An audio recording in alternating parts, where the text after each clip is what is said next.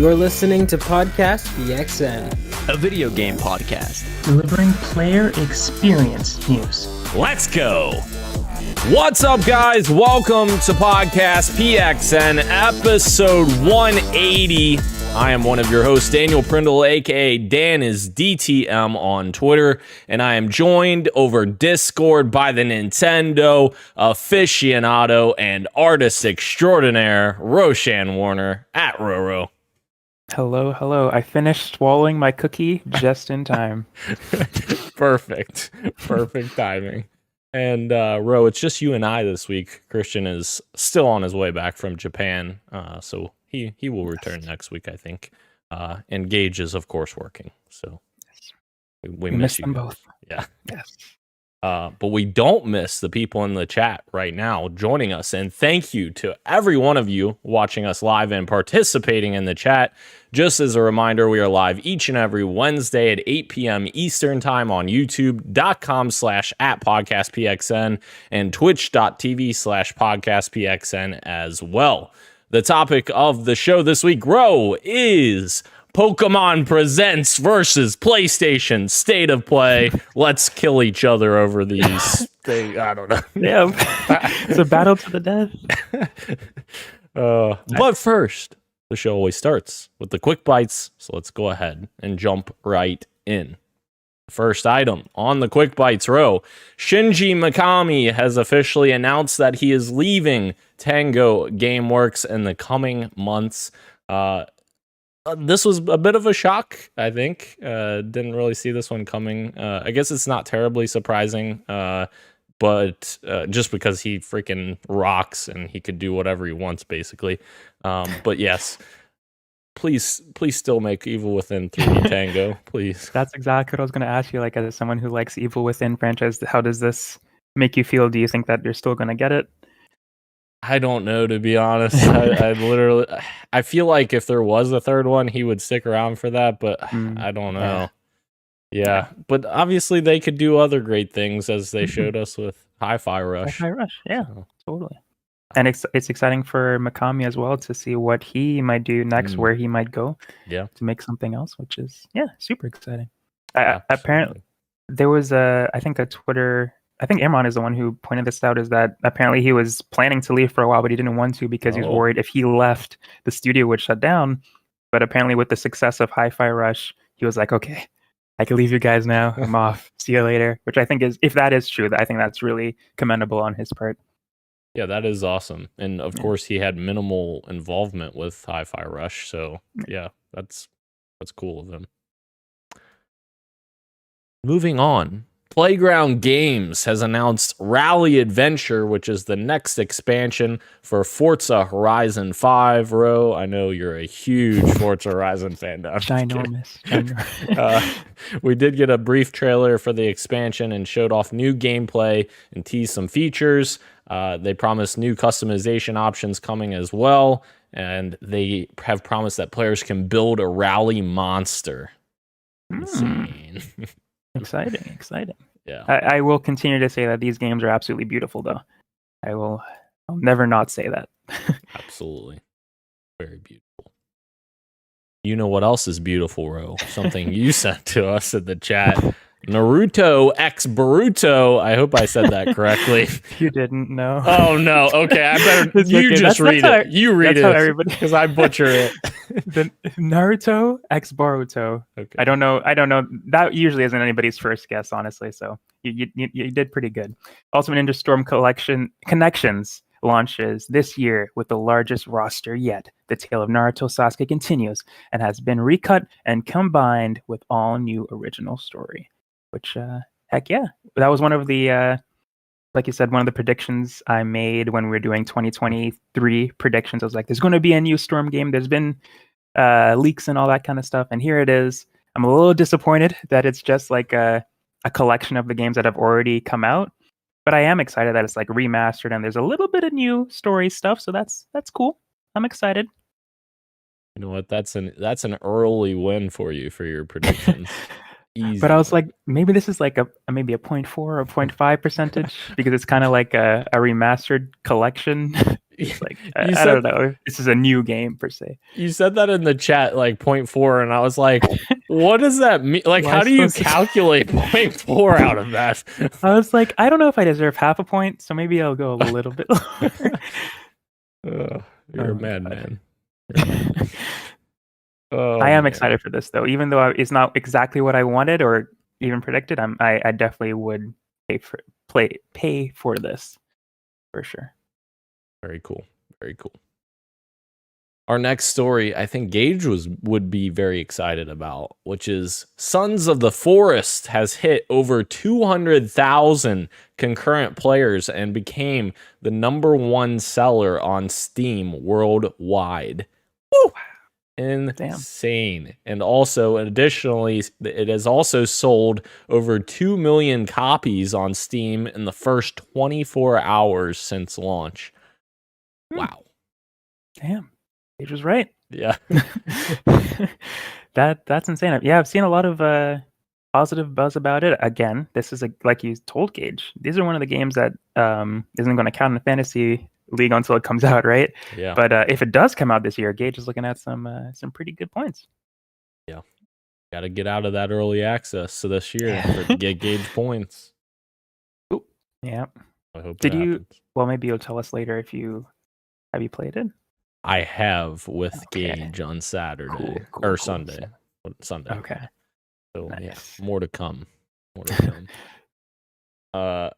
But you know what else is more to come? Mortal Kombat 12 is coming with a K. I added that touch in the doc there. Coming. It's coming this year, as revealed during an earnings call. Which is pretty funny, actually. The dude on the call from Warner Brothers basically just says, yeah, and we've got Mortal Kombat 12 coming this year. It hasn't been announced, but he just revealed it. And then I love this as well, because Ed Boon, the longtime creator of Mortal Kombat, posted on Twitter. He's like, so who's heard the news about Injustice 3? Just playing a joke, obviously, which is actually kind of funny. I expected Injustice 3 to be their next game because Mortal Kombat 11 was their last game, and they've been flip-flopping. So maybe they're not going to do that anymore. That's a weird way to get for the game to be revealed. That must kind of suck for the people who are working on it, but exciting still. Mortal Kombat 12. Hell yeah. Absolutely. And there will be more to come on that later as well. Next up, Hogwarts Legacy has officially sold $850 million and over 12 million copies in its first 2 weeks. Wow. I think we had a story about this last week, but man, seeing the numbers, that is significant. Yep. Absolutely. Yeah, I was at work this week, and one of my coworkers just going on about how much they are enjoying this game. Yeah, it's people love it. People love their Hogwarts. Yes, indeed. Props to Avalanche. Moving on. Of course, it is not an episode if I don't throw something Halo in here. Of course. Halo Infinite Season 3 trailer has dropped. And surprise, we're getting 3 new maps with Season 3, not the 2 that they had announced previously. So we got an extra map thrown in, which is called Chasm. Pretty cool, actually, to hear about how that map came to be. Essentially, one of the designers, multiplayer designers, was playing co-op campaign with one of his friends. And there was a little section, a little area of the campaign that he was like, man, this actually would be pretty cool for a multiplayer map. And he imported it in and made it into a multiplayer map. So very cool how that came to be. So yeah, very excited for Season 3. I think it's going to be the restart of the game, hopefully. Let's get us on the right path. Fingers crossed. Yes. And also, Unishek also posted on Twitter yesterday, which is another huge piece. Halo Infinite's ranked playlists are now using CSR-based matchmaking. So essentially, for people that don't know, there's 2 different rank formulas, I guess I'll call them, in Halo. There's CSR, which is like your visible rank, and then there's something called MMR, which is like your rank behind the scenes. A lot of people were always frustrated because MMR would dictate how you were being match made into teams to other players. And so they've made a change now where CSR is actually going to take precedence and will be that moving forward, which I actually tested that last night, Ro, and it worked phenomenally well because I felt like the matches were a lot more fair than previously for ranked matches. So yeah, I love it. That's cool. That's a good change. Absolutely. Moving on. I don't want to keep dwelling on more Halo. But we will dwell on my 2019 Game of the Year, The Outer Worlds Spacer's Choice Edition has been announced. A next-gen version of the game, which is coming to PC, PS5, and Xbox Series X and S. It will arrive on March 7th, which is actually very surprising. Some of the stuff that they said that they're redoing in this seems, pretty decent. Like they said they were higher resolution graphics, a dynamic weather system, overhauled lighting and environments, improved performance and load times, enhanced details on characters, an increased level cap, and much more. So it's actually pretty substantial. And if you already own the Outer Worlds, you only have to pay a $10 upgrade for this upgrade, and otherwise it's normal price. But yeah, very cool. Nice. Maybe I'll play it someday. I did play it, but I just never got super far into it. It's fair. But after beating Cyberpunk, I kind of want a long little RPG to get back into. So maybe this is one of them. Did you ever? I can't remember. Did you ever play the Fallout games? I played Fallout 4. Okay, that was the only one. I got pretty into it. I didn't love it, but I got pretty deep into it. I didn't beat it, but I enjoyed my time with it. But yeah. And that's totally fair. Fallout 4, I felt like was a solid game, but Fallout 3 and New Vegas, amazing. So I've heard. I still need to play those games too.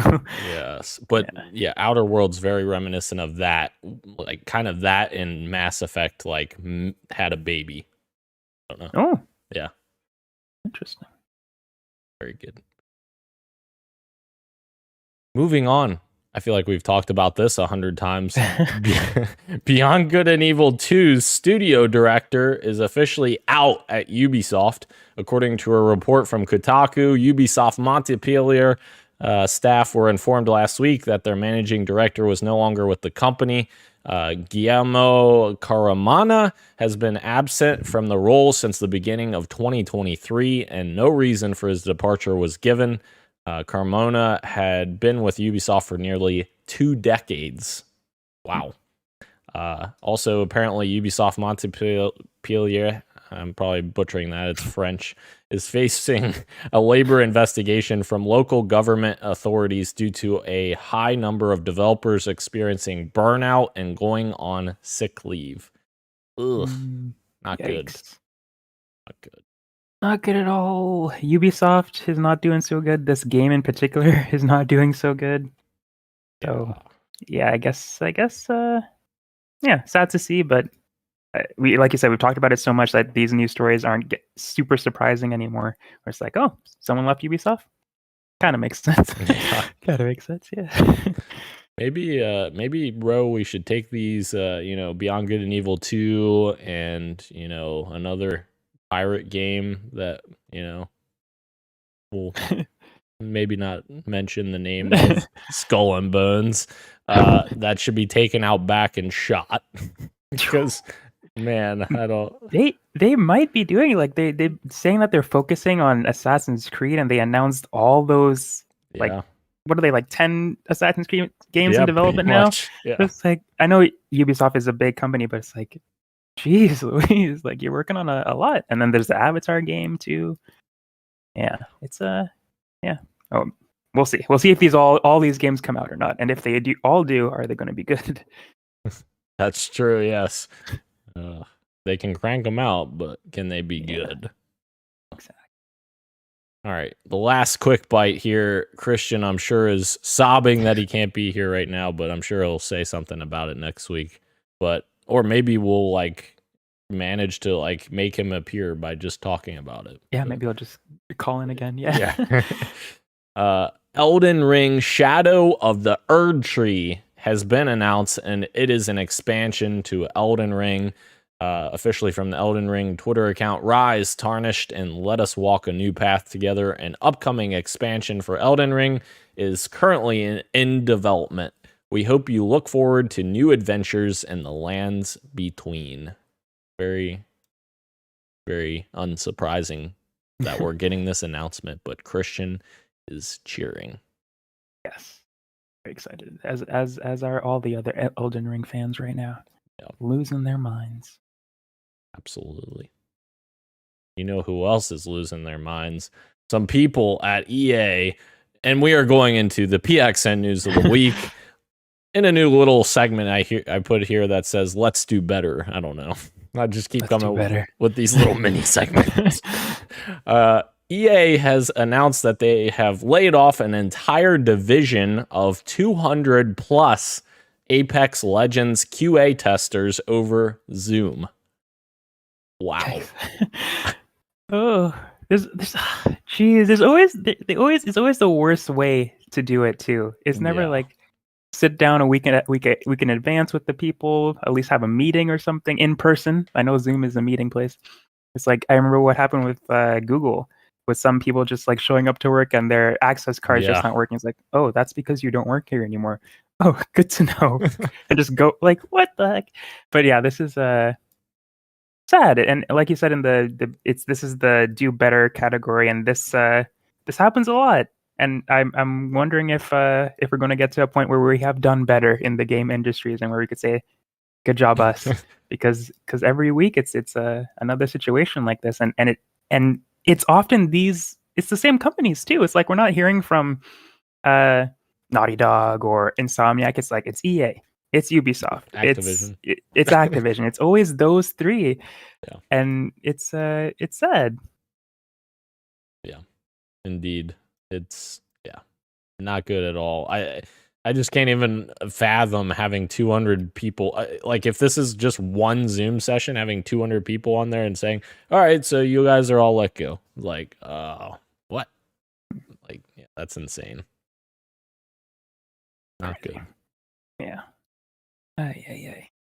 But let's do better. Yes, let's do better. Continuing on, let's do better. Yoshida has some words for JRPGs. Do you want to talk about this? Sure. Yes. So this was from a interview that SkillUp did. He's a YouTuber with Yoshida. There was an event where a bunch of YouTubers and press got to try out Final Fantasy 16, which is an RPG coming out later this year. I say RPG because Yoshida doesn't want me to say JRPG anymore, and there is a reason for that. And I'll try to find the quote. I'll just start reading actually and see if I run into it.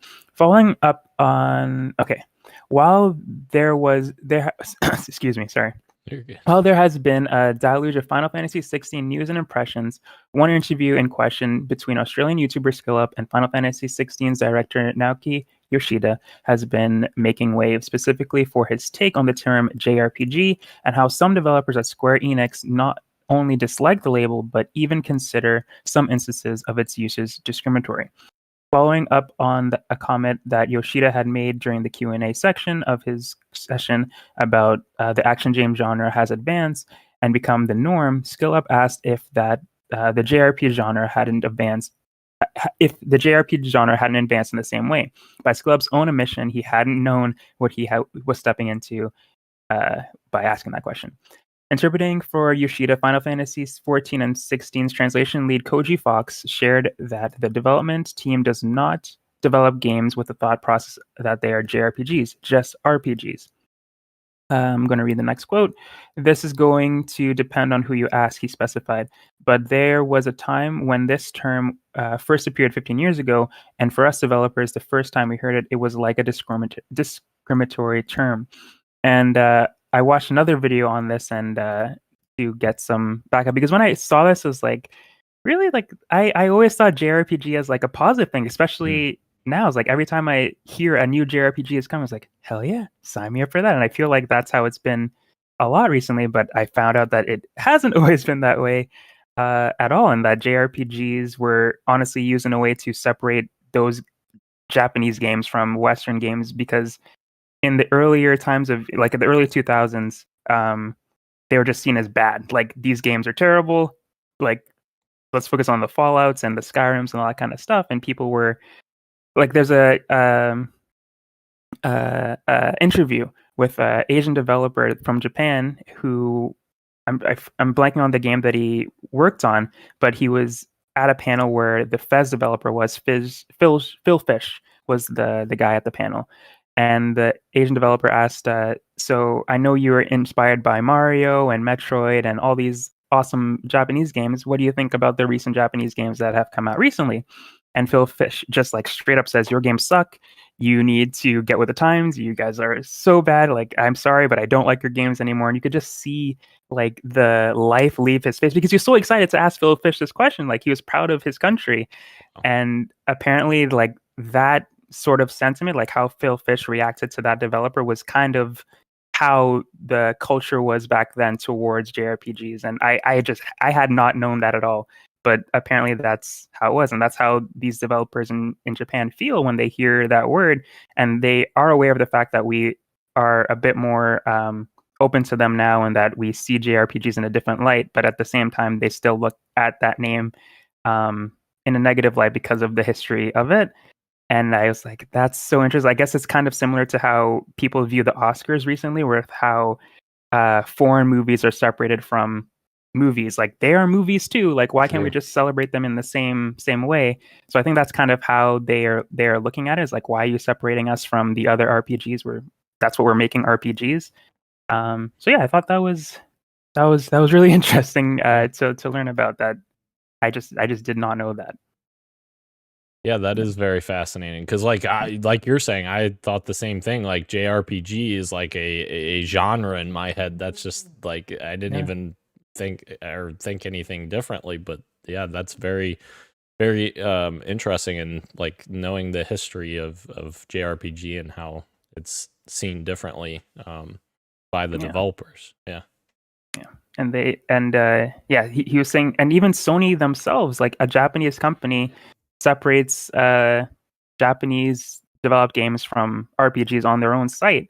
And they were like, why are you doing that? And it's because people don't like those types of games sometimes, and they're looking for like what I said, the Skyrim and the cyberpunks of the world instead of the Yakuzas and the Personas. Like, they're different games and they are developed differently, but I can definitely see where they're coming from, because when I first saw it, I was like, I don't know about that, guys. But then I learned more about the history of it. It's like, okay, I see where you guys are coming from now. And I don't want Final Fantasy 16 to be in that category. They want it to be seen as an RPG. And it's like, okay, fair enough. And that's totally fair too. Like, there's so many like subgenres of RPGs that, you know, other games don't have these special labels for RPGs. You know, right? They're all just RPGs. Whether you know, just like the guy, the Asian developer that was there asking the question, he brought up Mario. It's like, Mario's Japanese developed. Why isn't it a Japanese platformer? It's like, it's just a platformer. So, yeah. Very fascinating. Thank you for adding that. I did not see that. Kirik says, hello, Podcast PXN. Hello, Kirik. Hello. Thank you for joining us.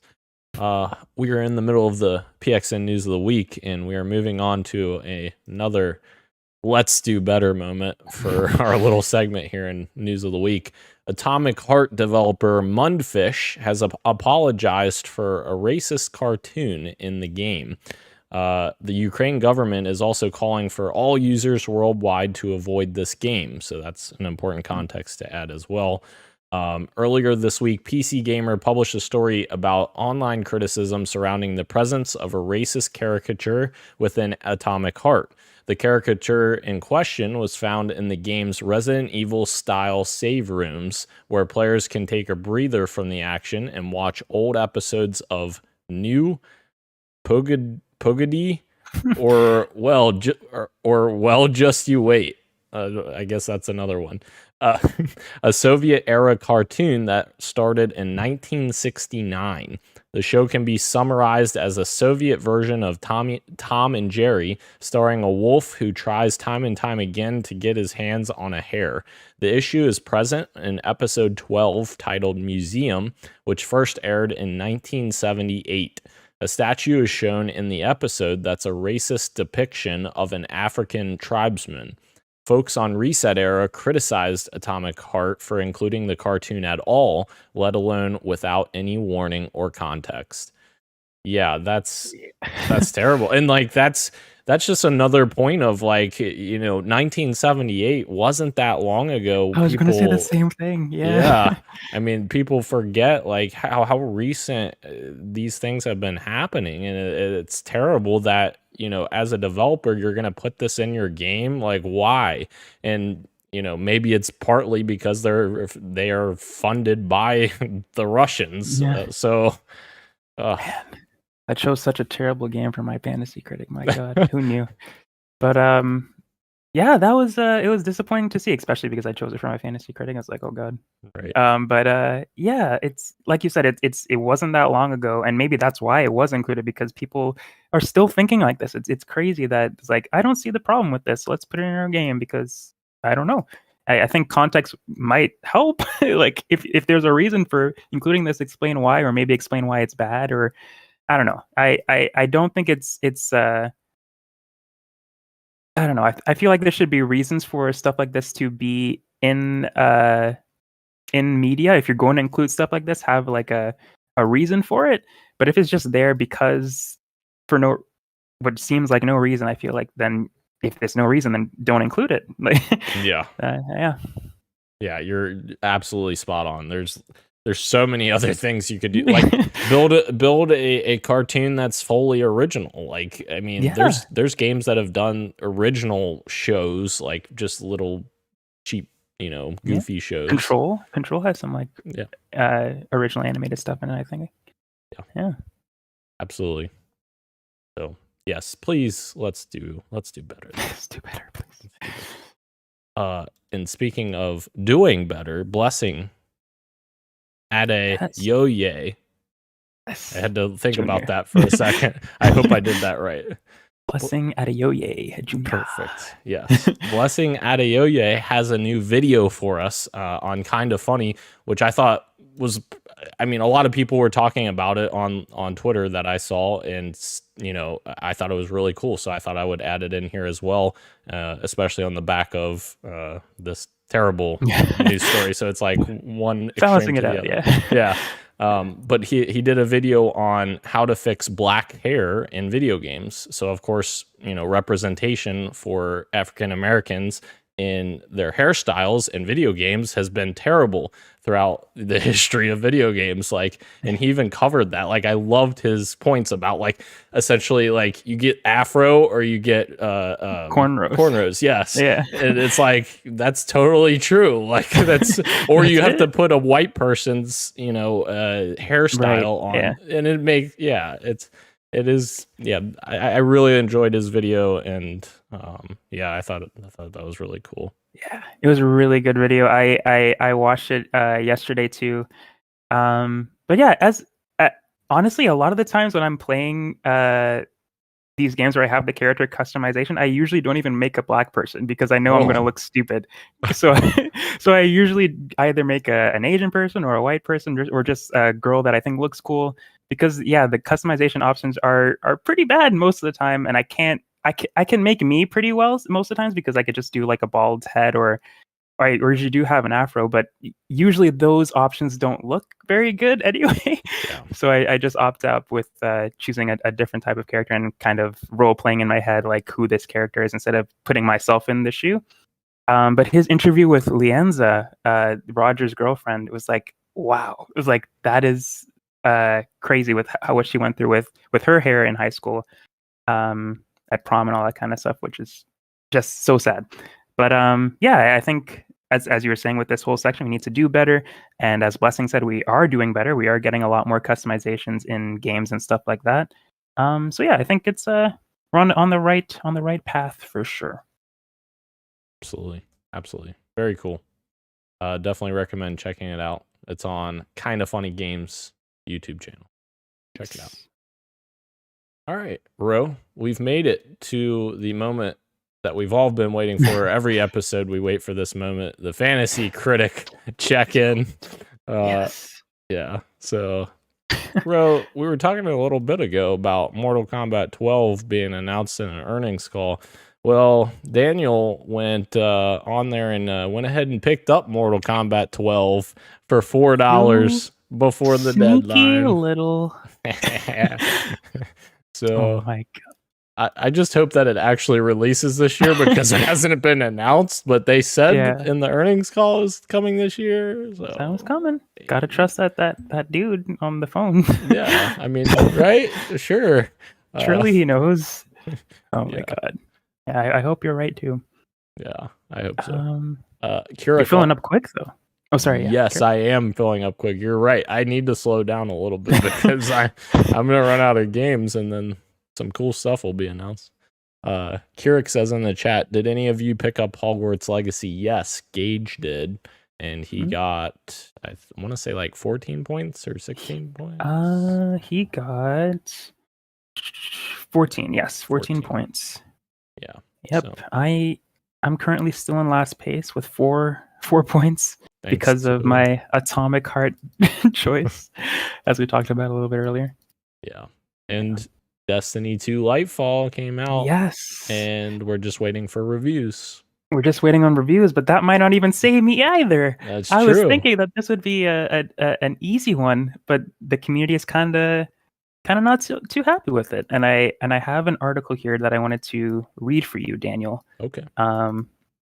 To maybe get a better idea of what I might be sitting at when the reviews do come in, and it's all about the Destiny 2's campaign. I'm reading from Games Radar, and the article is by Ian Harris. Destiny 2 Lightfall's campaign is taking a battering from fans, and the subtitle is "The story goes back to Destiny's roots, but not in a good way." Oh no. Destiny 2's Lightfall expansion is out, but players are not loving it so far. Now that the update has been available for one day, fans are wrapping up on the campaign, with plenty of them taking to social media and online forums to vent their frustrations. A quick look at Twitter and Reddit will give you a gist of what people aren't happy about, but we'll go a bit deeper. But before I go a bit deeper, I did want to actually touch on the Twitter ones because they're from people that I trust in the Destiny sphere. Paul Tassi, of course. Yes. He's the Forbes games writer at Forbes, but he writes a lot about Destiny there. And he's quote tweeting another Destiny YouTuber who's True Vanguard, and says, honest thoughts on the campaign. Tormentors are incredible, which is a new enemy. Neomuna, which is the new planet, is beautiful. Wish it was a bit more vertical though. Story was rushed, not enough time to learn about these characters. Empty City 2, Witch Queen narrative overall was better, in my opinion. And Paul Tassi responded with, the lack of Savathun is kind of an issue story-wise. Savathun, a layered villain that may in fact be a hero executing a brilliant master plan, and Callus, a dick that we have fought 8 times, and he's still a dick. So that is super sad. Exactly on the heels of Savathun, which was such a great villain, but as he said, like, she might be plotting something that is actually helping us in the long run. To go from that to a character that, again, we fought so many times and hasn't changed and doesn't have any like real depth is kind of disappointing. But My Name is Bife is the other one that I wanted to touch on real quick. And he is we call him the lore daddy in the Destiny community because he does like all these great videos on Destiny story and the lore and going really deep into it. And he says, okay, I have a video incoming on the story. First impressions, I hate to say it, but without a shadow of a doubt, there are some massive fumbles. No comments on this thread because spoilers and all that, but so much promise left unrealized, he says. And he is the story guy. But another common criticism is the dialogue itself, with the community finds goofier in tone. While Lightfall is supposed to be representative of the beginning of the end for Destiny's long-running stories, the style offsets the sense of that threat. A new character, Nimbus, has begun to represent those issues, with one fan offering an unflattering comparison to the MCU's Love and Thunder's take on the Norse gods. So they're comparing the dialogue to Love and Thunder. Oh no! So depending on who you are, you might really like that, but I am not one of those people. No. But yeah, it was really heartbreaking to see those kind of things, because I am still excited, but based on what people are saying, the tone of the trailers that we saw is not what's being reflected in the actual game. And worst of all is that, which is what I think the subtitle of the article is alluding to, with it going back to its roots, where the story is setting up a lot of more mysteries instead of answering questions that we've been waiting for so long. And with it being chapter 1 of 2, with this ending of the Lightfall stuff, it's like, no, you're supposed to be answering these questions now, not setting up more questions and more mysteries. But yeah, that's where I'm at. So I'm kind of worried with the scores. I'm thinking maybe like a 75, 76, because the gameplay is still really fun, apparently. But the new Strand ability is kind of divisive as well. It's really fun in the story campaign, but outside of the campaign, people are having problems with it because the cooldowns are terrible. But I digress.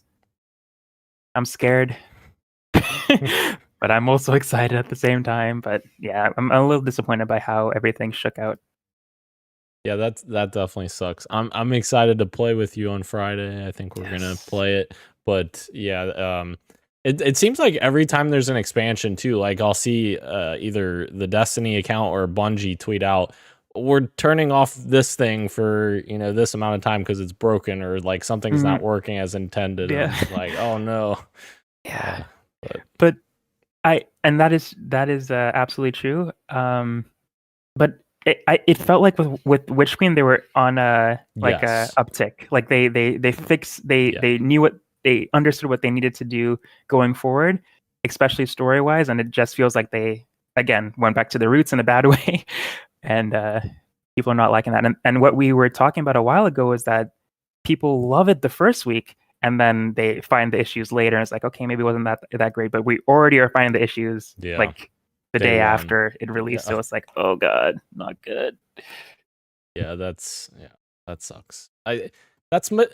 That's my major thing with Destiny, like over the course of the franchise, has been like, I feel like the story has always been a bit jumbled and a mess, and like they require you to read a bunch of the Grimoire stuff, which like I love that kind of stuff for supplemental reasons, but like you shouldn't have to go to that to get the story. Like the main story, like you're saying, if it's like add-on stuff, like, oh, that's a nice little tidbit about Akora, but it's like, no, you need to read this if you want to understand what the Traveler is. And I was like, what? Oh god. Yeah. Oh, well, I hope that they can stick the landing next year with the end. Me too. They gotta. Kirik, yes, Octopath Traveler 2 came out as well. That was, I think we talked about that last week or 2 weeks ago, and I got 15 points for that. Heck yeah. All right, so that's our fantasy draft check-in. Moving into our Tlu timeout, Ro. Episode 7 of The Last of Us HBO series, Left Behind, is the title of the episode, to, of course, reflect the great DLC from the first Last of Us game. This episode was another very strong episode. Very much enjoyed this episode. It is crazy to me that like many of the episodes I say like is very good, and then I'm just like, overall the series, I'm just like, I like it. Like I love the environments. I love like the feeling and everything else, but I'm just like, I know everything that's happening, and it's again just moving at such a quicker pace than the games that I'm just like, all right, this is why personally I would have rather seen something new. But anyways, that's going down another path. This episode, amazing episode. I thought the performances were phenomenal. Bella did a great job, as well as what's her name? Oh man, I'll find it. Riley Actress's name? Actress? Oh man. Storm Reed. There we go. She did an incredible job name. as well. Yes. And like, it's interesting because I feel like it was they framed it up, I feel like, differently than the game. Like, even the moment when they were sitting down talking to each other, they had some of the same lines, but like, it felt delivered differently. I don't know if you got the same feeling from that, but like, it felt like it was much more, uplifting, I guess, in the show. Whereas the game, it was like more like, this is it. Like, it's me and you. We're together. I don't know. I just felt like a different feeling. So I really liked that change or that shift of feeling, I guess, in that ending moment, I guess, with Ellie and Riley. Yeah, definitely. Yeah, I definitely felt like the final conversation between them felt different for sure, because it was really a lot more emotional, I found, than in the game, where it was emotional, but there was just something about how those two acted, especially Storm Reed as Riley, where she just broke down crying, saying sorry at the end, and that didn't happen in the game. She was way more stoic isn't the right word for that, but she was not calm either, but she put on a very strong vibe when talking to Ellie about that, as opposed to this, where they were just both like, we're going to die, Yep. but let's keep going as long as we can. And that last part really hit. Like, I almost cried for that part. And like you're saying, we know what's going to happen, but they're doing such a good job in doing these scenes a little bit differently. And Bella did it so well. I totally, and in the game I believed it at a certain point, but it took me longer to get to that point where it's like, oh, she's into Riley. This is cute. Yeah. It took me longer to get there, and maybe it's because I already knew that she was into Riley because I played the game. But I feel like Bella sold it so well with like how just when they're in the photo booth as well, she just has like these mannerisms where she's nervous, and she just has this really dorky smile on that you only have on when you're around somebody that you have a crush on, especially when she kisses Riley, and then she's like, oh, I'm sorry. And then Riley's like, for what? And then she just has this like shitting and grinning, but in like the cutest ways, like, oh, my crush likes me back. It's like, she did it so well. I totally felt the connection between them. They both did a great job to sell that first crush, first love sort of thing. But the scene with the electric stairs, the escalator thing. Oh yeah. That was so good. That was adorable. This show, this episode, I think had me smiling the most. And it was just their awesome back and forth that I love just watching. And my mom was watching it with me, and she liked that too. It's like, I really like this, Rajan, but I know something bad's going to happen. And I just want that bad thing to happen so I could cry. And it was like, no, we got to enjoy this part because, got to enjoy this part before it's all over. And and it was all over, and she did cry. And just so good. So good. Yeah. Very good. And like that's maybe one part that I wish we could have seen more of, is like, we never saw what happened after that fact of them getting bitten, and like seeing like what they were going to do because like surely they lived up to like a day maybe after that. So like I feel like that was like a missed opportunity to see like more of what happened there, because we didn't get that in the games either, or in the game, not games. But yeah, I don't know. Yeah, I definitely would like to see it. I do like that it's left up to interpretation. It's like how that went down, especially even in this show. I think it's even more implied that she did have to kill Riley because of what she said in like the previous episodes, where like, I don't want to talk about it after Joel asked her, what do you mean it wasn't your first time killing someone? Like Riley might have been that one person that she killed before. That's at least how I'm reading into it now. I think in the game it's implied too, but not that much. It's like I literally didn't even pick up on that. That's really great. Yeah. It could be Riley, it could be someone else, but I'm in my head it's like she had to kill Riley. Riley turned and she didn't, and she tried to wait it out as long as she could, and she couldn't. It's either that or the Walking Dead sort of, well, depending on what you choose in the Telltale's The Walking Dead, you just leave Riley alone, which is honestly, in another way, even more heartbreaking, just leaving your friend behind to turn. It's like almost worse. Yeah. But yeah, that's I like that they don't show it, but I would be lying if I didn't say if they want to do like a little add-on content where they show what happened. I would be totally down for that too. For sure.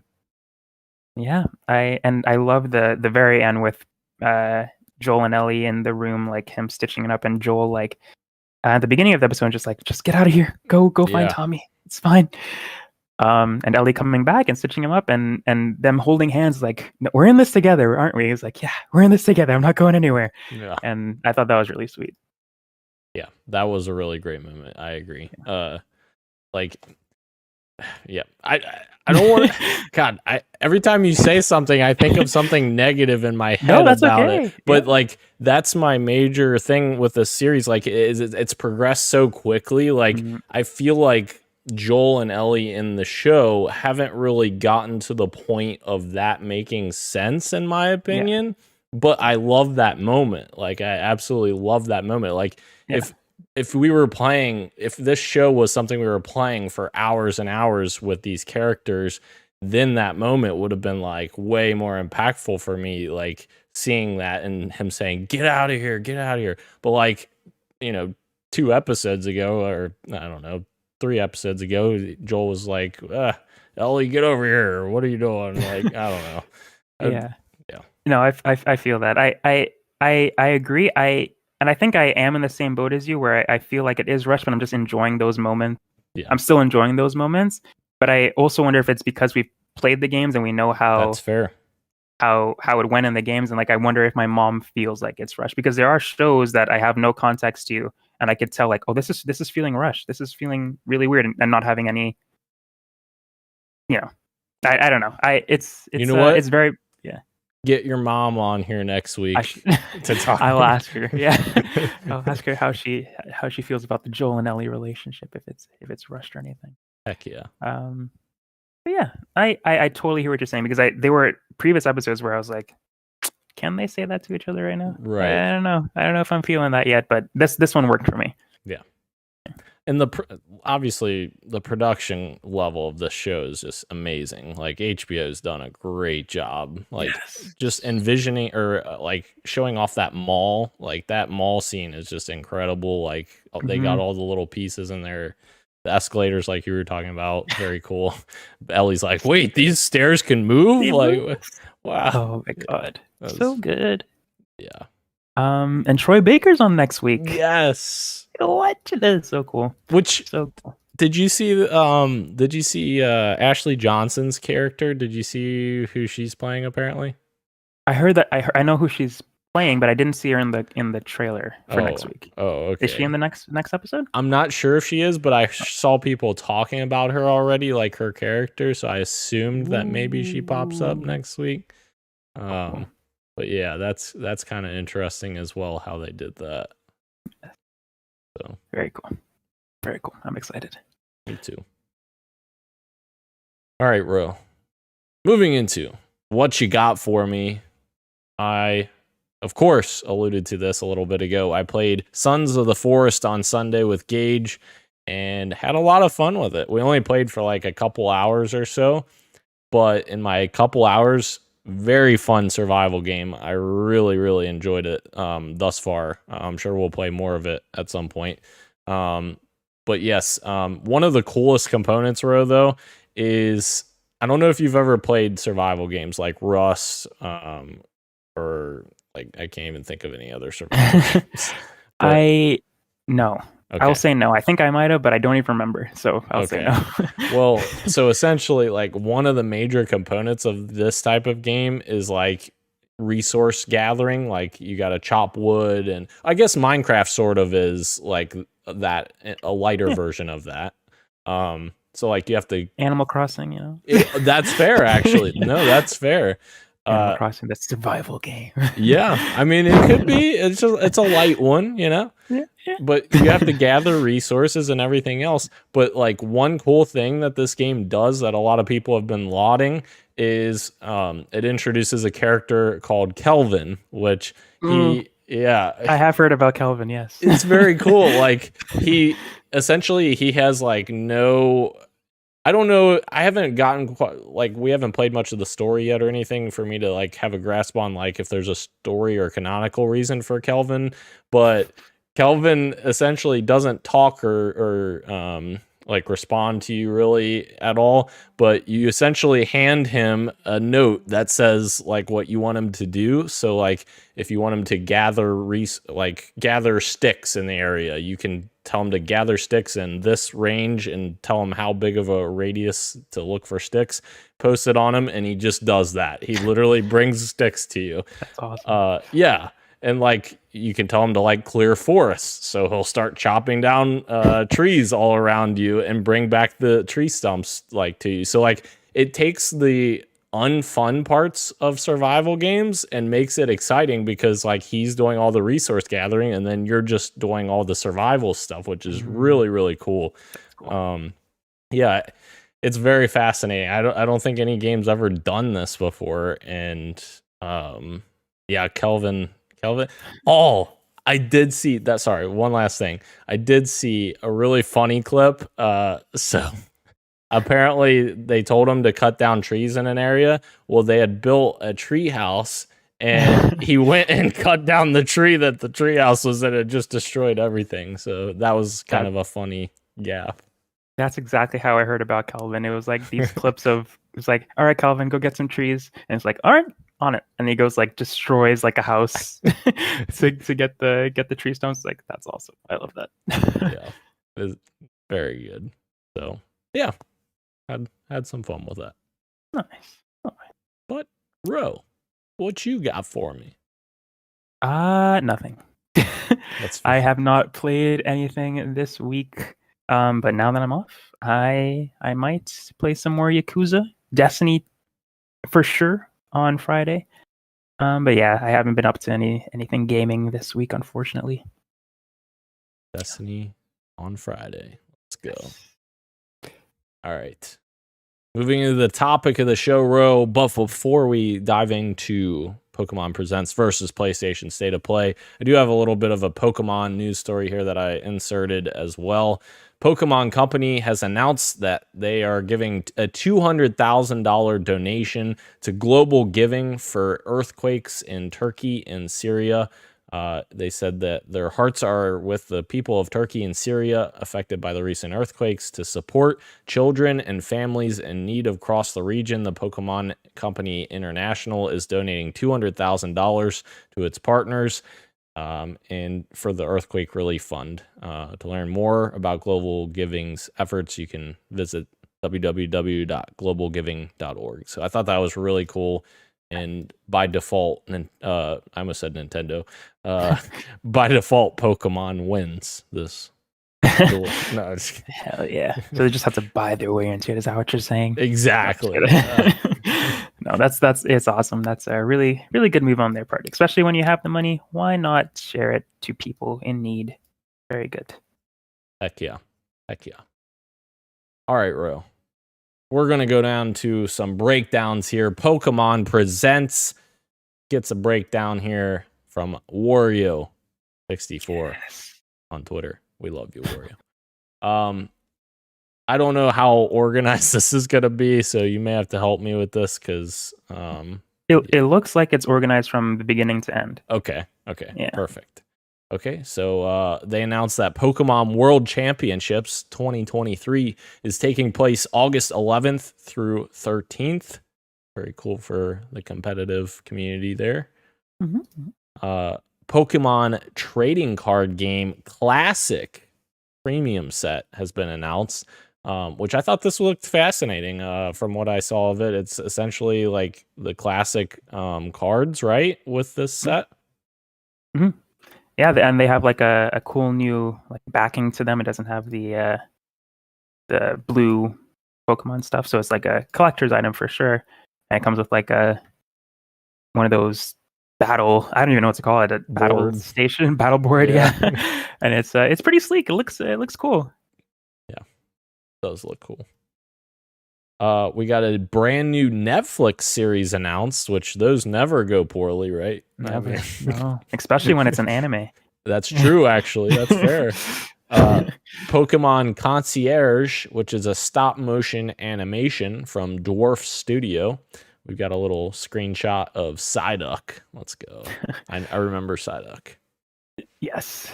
I when I saw this, I was excited that they're partnering with Netflix, and then I saw what it was. I was like, oh darn it! But it looks cute. It looks cute. Definitely looks cute. I will definitely watch it because it's Pokemon.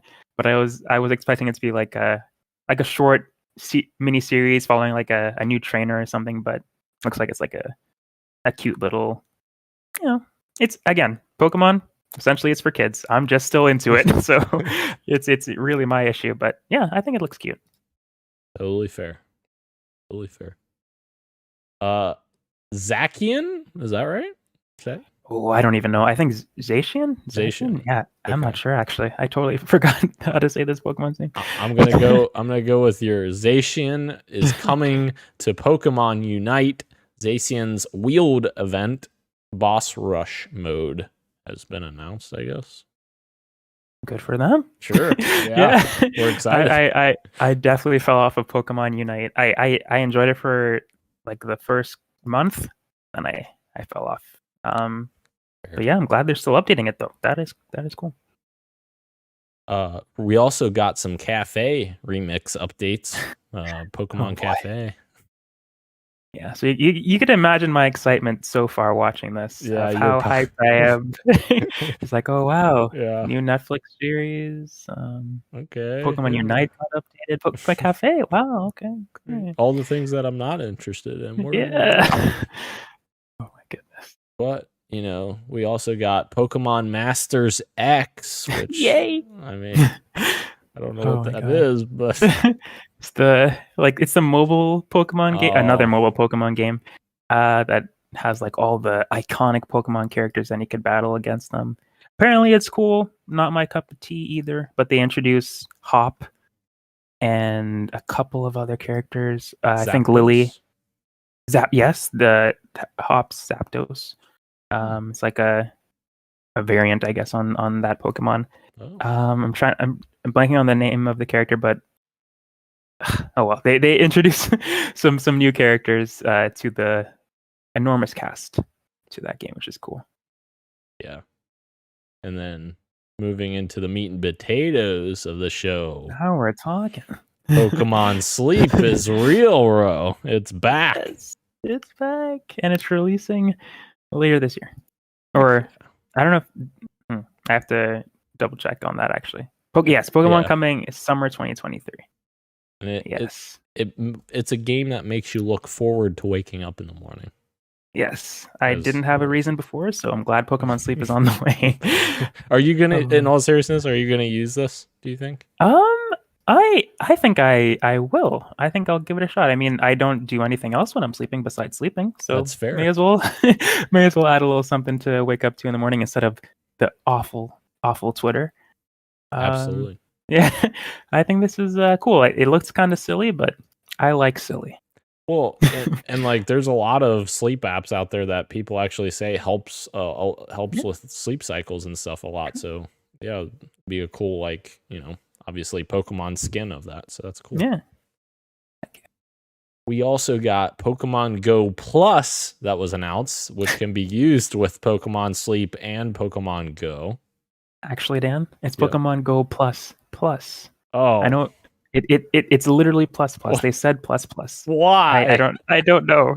I think Pokemon Go Plus already exists. Oh. So they make Pokemon Go plus. Yeah, that only makes sense. Yeah. Crazy. Oh, Nintendo, come on. Or I guess I keep blaming Nintendo. I guess technically Pokemon Company. Yes. But my goodness. I know. These naming schemes. Pikachu is trapped in the Pokemon Go Plus. Oh, let him go. Let him out. We're also getting new functions coming to Pokemon Go Plus out July 14th. You can get a Snorlax wearing a nightcap. Adorable. Heck yeah. But now, to your meat and potatoes. Yes. Pokemon Scarlet and Violet gets a new Paradox Pokemon. And also, we're getting Pokemon Go functionality coming to Pokemon Scarlet and Violet, as well as Pokemon Home support coming early 2023. But the biggest thing, Pokemon Scarlet Violet, the Hidden Treasure of Area Zero DLC expansion has been announced. How excited are you, Ro? I am excited. A little bit disappointed by how it was revealed. But I am excited for more Pokemon Scarlet and Violet DLC. I was hoping that we would see a little bit of what's in store besides the admittedly beautiful concept art, very pretty. But I was excited to see like what the places we would be exploring, the Pokemon that we'll be meeting, and we did get some art of them. But I was hoping for some in-game stuff. But in their defense, apparently it's coming out later, like way later this year. So they've got some time to show it off. And I was kind of disappointed as well by the Paradox Pokemon, which were hinted at in the main game, and for them just to be like a kind of a tacked on thing and not something involved in the story was kind of disappointing, which maybe they are, but it seemed like it was like a Terra raid sort of situation going on, which is like an in-game activity that you could do with other players. But yeah, I was the whole direct itself was a little lackluster for me. Yeah, but I am excited for more Pokemon Scarlet and Violet because I love that game. Heck yeah! All right. Well, I guess before we do the PlayStation State of Play, what would you rate Nintendo on this direct? Out of 10, I would give this. I'll give it a 5. Oh wow! Lower. Yeah. Okay. I would give it a 5, just based on what I was expecting and wanting. And again, it's usually my fault if it's below a 5 or anything. It's usually on the person. But in my defense, they didn't say what was going to be in this one, and sure. Usually they do. Usually they're like, okay, expect this, and this will be there. And Nintendo's been better about that too, and they didn't do that this time. So I was a little excited, just at the very least see a little bit more out of the DLC, and we didn't get that. So yeah, I'll give it a 5 because besides the DLC stuff, everything before was like, yeah, great. Pokemon Go is being updated. Pokemon, all the mobile games are being updated. Great. Right. Yeah. They probably should have set expectations a little, lower here. Yeah. But speaking of low expectations, let's go into the PlayStation State of Play roundup, and of course, back to Wario64 on Twitter. I guess we'll start at the top here. I hope this is in order because I didn't even watch the State of Play, and after seeing everyone's reactions to it, I was like, all right, I don't even need to. It does look like it's in order again. Okay, perfect. Yeah. So the first thing we got, the Foglands, was announced for PSVR 2 coming this year, which this looks a little spooky. Looks kind of cool. It does. Yeah. I like the style. It was neat. Then we go over to Green Hell VR, which Green Hell, that's a great name. I'm not sure what kind of game it is. It looks kind of like Far Cry E, like wilderness, but yeah, I don't remember this one myself actually. Interesting. The VR stuff, I honestly, that's fair. No, I was like skimming, or not skimming, like glazed over during that because I watched it live, but I was like, I don't have a VR headset. Not super excited right now, so yeah, my apologies. No, that's fair. That's completely fair. They've got a lot to prove still on the game front for the PSVR 2. Synapse, we got a look at that on PSVR 2. Kind of like a maybe puzzly shootery mixture. Yeah. Interesting. We got Journey to Foundation, which is interesting. It kind of reminded me of Perfect Dark, like the one the one screenshot, I was like, what the heck? These are like perfect dark in space. I don't know. Experience the universe of Isaac Asimov's Foundation. Okay. Autumn 2023. Then we can both speak to this. Oh, yes. Before Your Eyes is coming March 10th to PSVR 2. And yes, if you have not played this game already, this bangs. Really great game. And this is a perfect VR game, I think. Yes. Especially that it's literally played with your eyes. Yeah, I think this is a great get for PSVR 2. Absolutely. We got a new trailer for Destiny 2 Lightfall, of course, which came out. Yes. Which the trailer looked awesome. It did. It did look awesome. Yeah. Oh, man. Damn it. They keep tricking us. They keep tricking us. I will give, if Bungie is good at one thing, it's good. They're good at making hype trailers. And yes. They have not let me down in that department. Yeah. The docs and hype trailers, yes. Absolutely. We also got Tachia, which is coming March 21st. And no, I'm not referring to a Chia Pet. It's a game. And it's coming to PS Plus, actually. So that's cool. Yeah. I think that's a pretty smart move for this game. I think it looks good, but I don't know if it's on a lot of people's radars. But for sure. Yeah, it's like kind of like the Stray situation, like getting it to as many people as you can, and if it's really good, then maybe it'll be in the Game of the Year conversation like Stray again. Yeah. So, yeah. Then we get PS Plus March lineup, which includes Battlefield 2042, a great get, especially with their updates recently.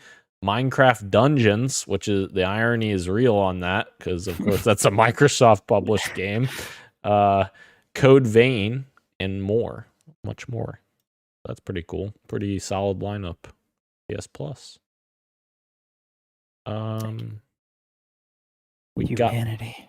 Yes, humanity enhances humanity, which this looks like a lot of people on screen. Which, correct me if I'm wrong, this is the game people were comparing to like Ratchet and Clank's like little puzzles they have with Clank, right? Is that right? Like I didn't see that, but that would make sense. Okay, based off of what I remember from the trailer. Yeah. Okay. Yeah. Oh wait, you haven't played Ratchet and Clank. I played the first one. No, I haven't played the new one. No. The new one. Okay. Did the first one have those puzzles? They had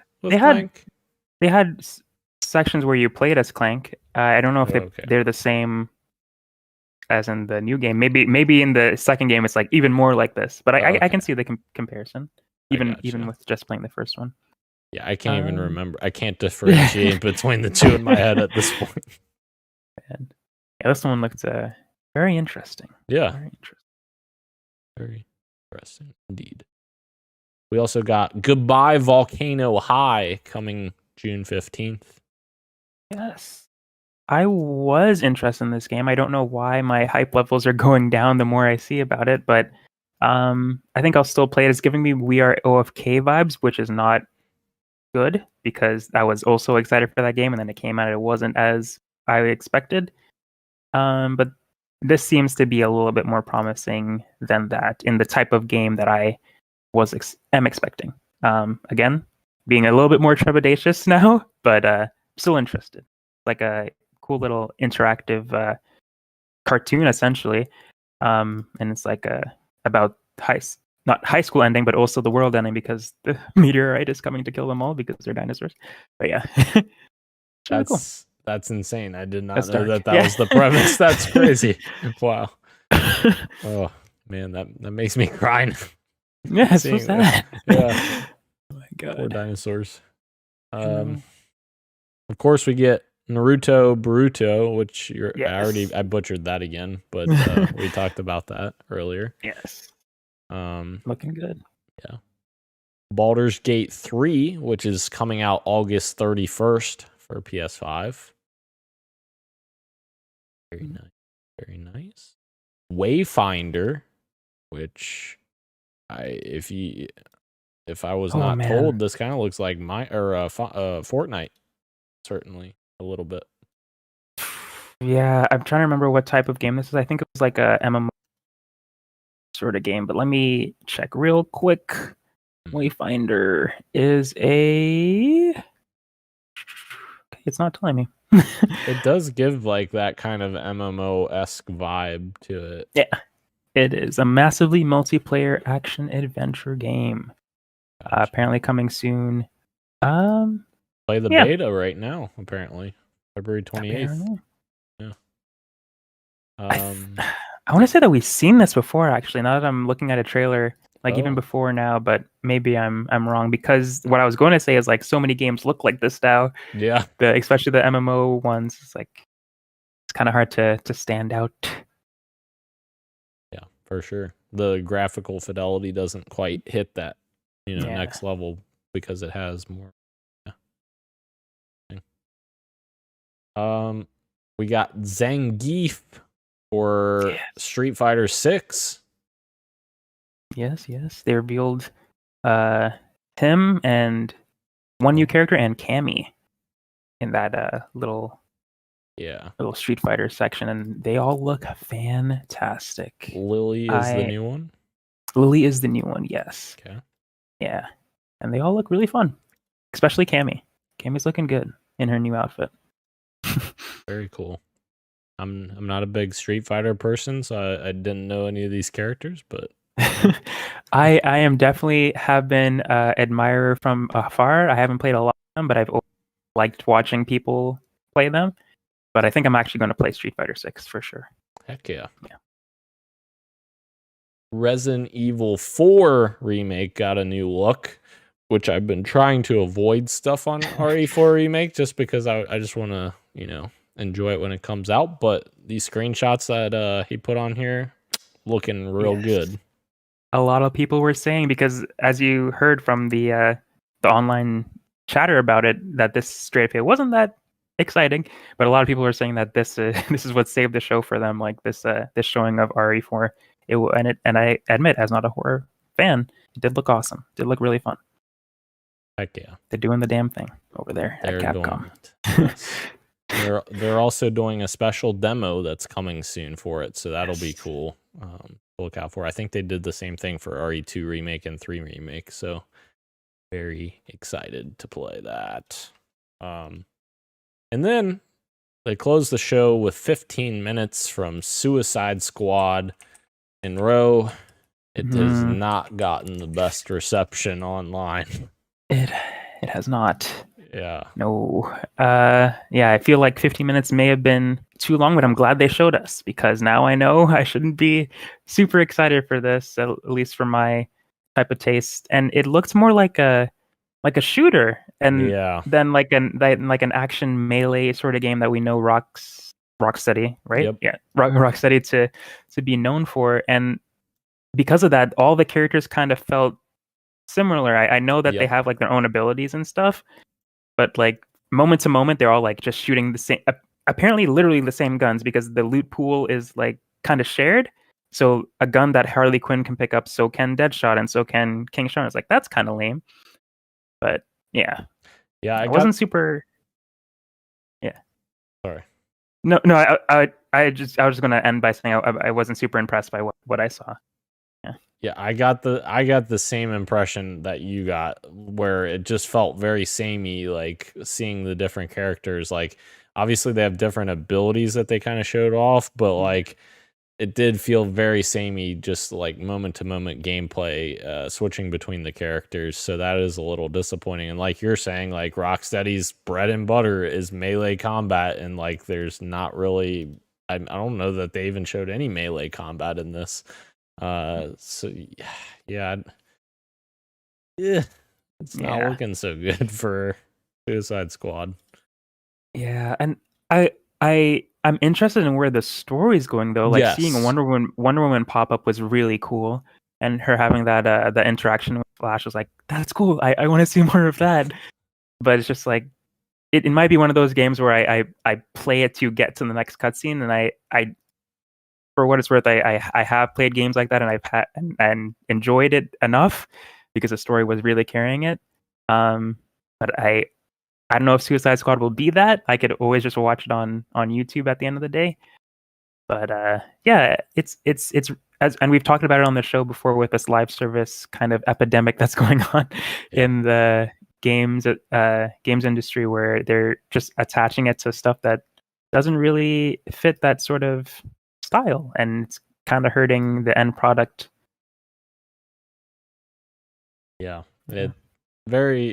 I agree completely. And like, obviously the game was very much built for that, sustainable world, like, co-op and such, like with the loot drops and everything, like you were saying, where you shared loot drops.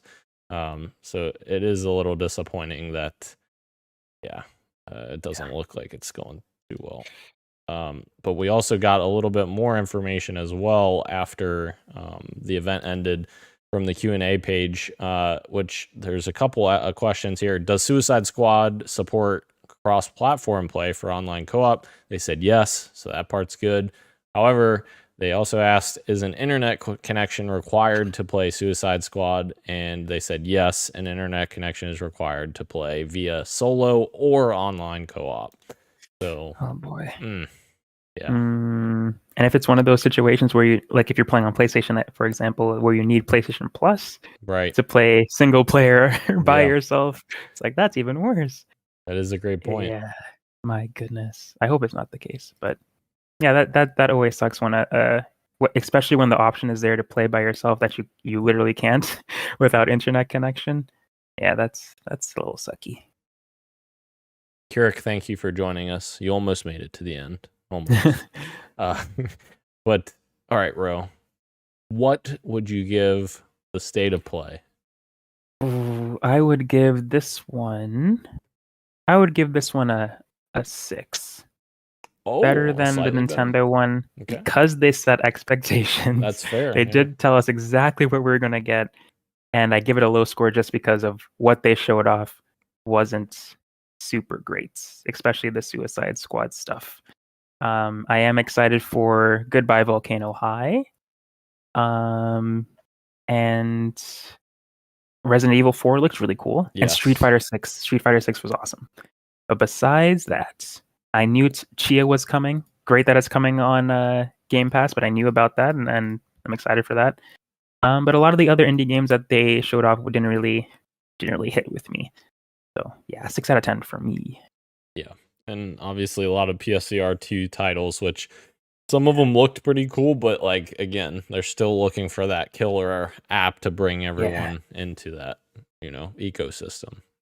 Obviously, we talked about Beyond Your Eye, or right, is that right? Before Your Eyes. Before Your Eyes. Thank you.